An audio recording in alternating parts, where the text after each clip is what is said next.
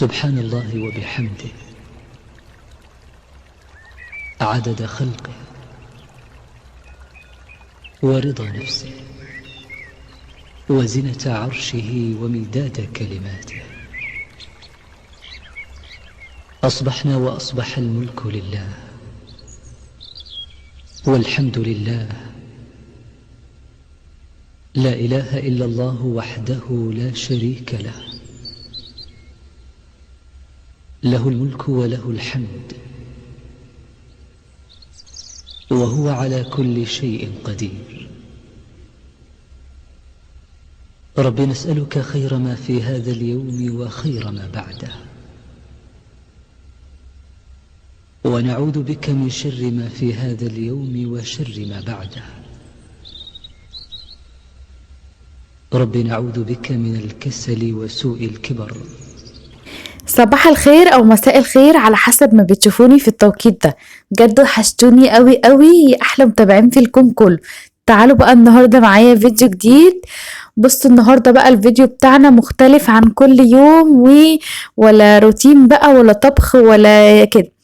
النهارده بقى قبل ما نبدأ بس الفيديو كده ما تنسوش بقى تصلوا على النبي، ولو انتوا لسه اول مرة بتتابعوني وبتشوفوا قناتي يا ريت بقى تنزلوا انتوا وهي تشتركوا في القناة وتفعلوا زر الجرس على الكل عشان يوصلكوا كل الاشعارات بتاعتي الجديدة كل ما انزل فيديو جديد، عشان الفيديوهات اللي جاية يا ولاد ضرب نار كده. فالنهارده بقى بتعملي ايه يا ميرو؟ انا يا ولاد دعوة حلوة من قلبكم، والناس اللي بتتابعني لاول مرة يا ريت تنزلي تقولي لي انتوا بتتابعوني من انهي بلد، وتكتبوا لي بقى في الكومنتات، وعايزة الكومنتات كلها تدعي لي كده دعوة حلوة من قلبكم، علشان بجد اليومين دول صعبين جدا بالنسبة لي، ان انا بقى بلم الحاجة وكده علشان هنقل في شقة تانية، وان شاء الله نفرش الشقة التانية مع بعض ونظبط كل حاجة مع بعض. كمان هكون معاكم خطوة بخطوة في برص الحاجة في الكراتين وبظبط كل حاجة، علشان خاطر طبعا الحاجات دي ما تتكسرش مني، فلازم اغلفها كده كل مج وكل كوباية في ورق كده. جبت ورق الكتب بتاع قديمة كده بتاعت الولاد، فهبتدي ان انا اغلف فيها. انا هنا بقى ايه، انا بحب ان انا اغلف كل كوباية وكل مج كده بالورقة، علشان خاطر ان الكرتونة دي لو اتهزت مفيش حاجة تتكسر. انتوا عارفين لو انا حطيت كل حاجة على بعضها والكرتونة اتهزت منهم وهم شايلين، كل حاجة هتتكسر فيها. فلو انتوا الناس اللي بتنقل زي حالاتي كده تعملوا الحركة دي علشان الحاجة ما تتكسرش منكم، وتفضل كل حاجة معاكم سليمة وكل حاجة معاكم مترتبة كده. ترتبوا كل حاجة في كراتين الصيني وتكتبوا على الكراتين من فوق ان دي حاجة المطبخ او دي حاجة النيش، الكرتونة دي ازاز او بلاستيك او حلل. فاهميني؟ انا يعني الحاجات دي برضو ايه، بتفيد كتير الناس اللي برضو زي حالاتي وبتنقل وكده. فربنا يا رب يرزقنا كده ويرزقنا كده بشقة يا رب كده، ونطلع بقى ايه من جو الايجار والحاجات دي، لان الموضوع ده صعب جدا، صعب قوي قوي. هو طبعا انت بتبقى قاعدة بفلوسك، بس بتبقى حاجة وحشة بصراحة، بتبقى حاجة وحشة قوي، بس غصب عننا بقى. وان شاء الله بإذن الله بإذن الله طول ما انتم معايا كده وفي ظهري بإذن الله يا رب، ربنا كده يحقق لنا كل حاجة احنا بنتمناها يا رب، وبإذن الله نجيب ان شاء الله شقة عن قريب بإذن الله. فدعواتكم كده ليا، وان شاء الله نحقق كل حاجة احنا بنتمناها بإذن الله طول ما انتوا كده معايا. عايزة اقول لكم الناس الكبيرة، القنوات الكبيرة اللي هي المفروض مشهورة وكده، اللي هي زي دودي كيتشن ودودي تشانل وسمر اسر المطبخ مع سمر، الناس دي كلها كانت بادئة زي كده من الصفر، وطبعا ربنا كرمهم، و يعني كل واحدة جابت شقة وجاب عفش جديد وجاب مش عارفة ايه. فما فيش حاجة طبعا بعيدة على ربنا، وده توفيق من عند ربنا بإذن الله طول ما احنا كده مع بعض. وعارفين الناس القنوات الصغيرة ديت لو فضلوا كده مع بعض وإيد واحدة، الناس دي والله العظيم هتعدي. لكن هما بصوا كل واحدة بتبقى مثلا عايزة تيجي تاخد دعم وتطلع ما شوفش وشها تاني. انا الناس ديت المفروض ان انا بقف معاكي، انت تقفي معايا للآخر. المفروض الناس دي تبقى معايا للآخر، مش اللي هم ايه ياخدوا الدعم بتاعهم اليوم بتاعهم وخلاص انا ما بشوفش وشهم تاني. يعني وبصراحة كام واحدة اللي معايا على طول، وهم طبعا على راسي من فوق، فباذن الله ان شاء الله اعمل لهم برضو كل كام مره كده، هنزل لهم اللي هم عايزينه. الناس اللي معايا على طول والله انتوا على دماغي من فوق، وطبعا انتوا تستحقوا كل حاجة حلوة والله العظيم بجد. انتم طول ما انتم معايا وفي ظهري كده وساندني، انا هبقى معاكم ان شاء الله باذن الله. فهنا يا ولاد بقى ابتديت ان انا اشيل الحاجات اللي انا مش بستعملها نهائي في المطبخ. يعني زي طقم الشوربه ده انا مش بستعمله كتير، لان انا عندي حاجات، فانا بقى عندي حاجات كتير في المطبخ وكده. فطبعا اول حاجه شلتها الحاجات اللي انا مش بستعملها. فشلت هنا طقم العصير ده، شلت الترمس، وشلت الحاجات المجات اللي هي بتاعت حفظ السوائل السخنه. شلت الحاجات اللي انا مش بستعملها خالص خالص. ده الترمس اهوت التاني، ده ترمسين، والترمسين الصغيرين بتوع الحاجات السخنه. وده برضو طقم التوزيع، لان انا عندي الطقم السيليكون بستعمله على طول بره، فشلت اللي هو الستانلس ده ما بستعملوش كتير، فشلته برضو عنده في الكرتونه.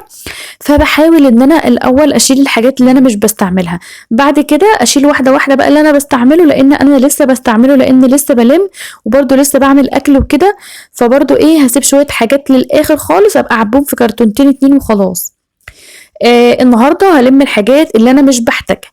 شلت النهارده الحاجات بتاعه البوفيه اللي هو بواقي طقم الصيني، وشلت كمان هنا برضو حاجات في المطبخ. الحاجات اللي في البوفيه شلتها عشان في حاجة انا هعملها، بس هقول لكم عليها بعدين. هي في مفاجأة انا هعملها بصراحة وهتعجبكم جدا، وكانت في واحدة في الكومنتات قالت لي عليها، وان شاء الله هعملها، لان بصراحة الفكرة عجبتني جدا جدا، وان شاء الله هعملها، بس مش هقول لكم عليها دلوقتي عشان المفاجأة ما تتحرقش كده. وخلينا واحدة واحدة كده مع بعض نلم الحاجات بتاعتنا الاول. وعايزة اقول لكم ان انا مبسوطة جدا جدا ان انا هغير مكان. انا بحب ان انا اغير مكان جدا جدا. مبسوطة ان انا يعني هروح مكان جديد، هغير عتبة، اروح في شقة تكون بصوا احسن واحسن. لان هنا الاوض كانت عندي بلاط، فهناك بقى الشقة كلها سيراميك وكده.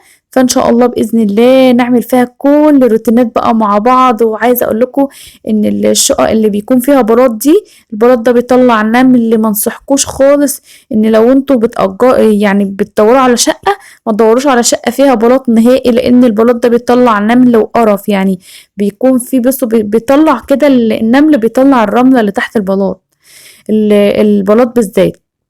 لكن بصراحة السيراميك نضيف. الشقة اللي أنا فيها ديت كان فيها الأوضتين بلاط والباقي سيراميك، فبصراحة السيراميك ما كانش بيجي علينا نملة قد كده، لكن الأوض البلاط كانت في الصيف بصراحة بتبقى فظيعة في النمل. هنا بقى طقم القهوة ده انا ما كنتش، بص انا عايزة اقول لكم ان انا ما استعملتوش خالص، وكوكي بتحبه جدا. بصوا بتيجي تقف قدامه كده على الرخامة، وتقعد تبص له، وتقعد تحط الفنجان كده على الطبق بتاعه، وشكلهم جميل جدا. عايزه اقول لكم ان كل طبق لون كده زي ما انتوا شفتوه، بصراحه شكله تحفه جميل قوي.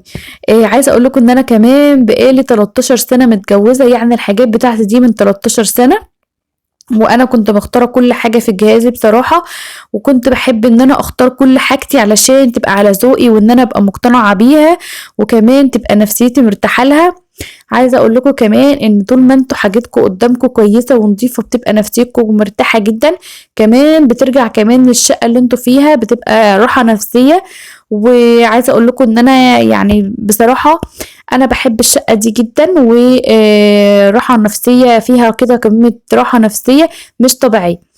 فكمان الشقه اللي انا راحاها كمان جميله جدا، وعايزه اقول لكم بجد نفسها حلو قوي قوي. ان شاء الله نعمل كل حاجه جميله فيها مع بعض، ونرتب حاجتنا مع بعض، ونعمل احلى فيديوهات بقى ان شاء الله الفتره اللي جايه.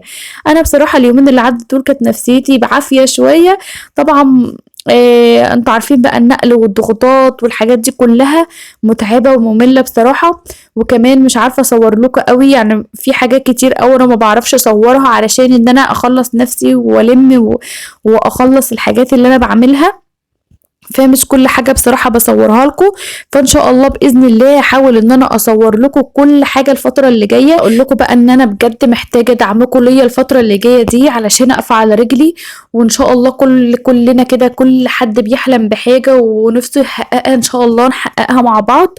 وعايزه اقول لكم بقى ان انا نفسي بجد تشيروا الفيديو ده لكل اصحابكم وحبايبكم وقرايبكم كده علشان القناه كده تتشاف، لان بجد محتاجه دعمكم جدا ليا الفتره اللي جايه علشان اقف على رجلي كده واحقق كل حاجه نفسي فيها وانا عايزاها.